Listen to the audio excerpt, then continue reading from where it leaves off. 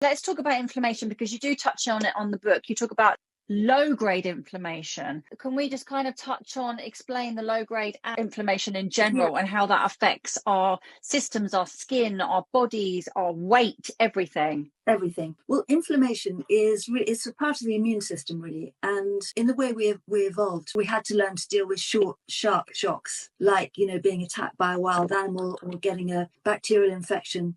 Something the immune system recognized and could mount this big response against to make us better again. So really, you could say that inflammation is the start of the healing process, because if the immune system isn't activated by the inflammation and vice versa, then nothing's going to happen. The bacterial infection would just run away with itself, and we die. So it's that fight or flight reaction in our bodies. Fight or flight reaction, and that fight or flight reaction actually automatically activates the immune system. Because if we're fighting or fleeing, chances are we're going to get injured, and then we'll need the immune system to come in and help sort everything out. Fight the bacteria and start the healing. The wound healing. But what we have now, which it's a relatively recent thing in our evolutionary past. When you think of, apparently 50,000 years ago, we came out of Africa in our present form, and we haven't changed, in that last 50,000 years. And when we think about it, how our environment has changed, we're flying to the moon, we've got computers and internet, we're creating masses of pollution for ourselves and everything else. We're still reacting to our modern stress as if they're ancient stresses. And it doesn't actually help us at all in any way if our fight or flight system is activated by the sight of a traffic warden. It should have been a lion, really. And so what's happening now is that instead of this,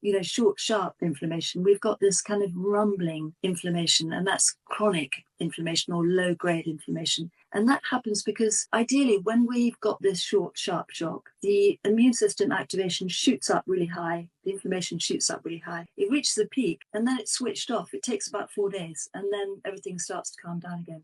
4 days? Yeah.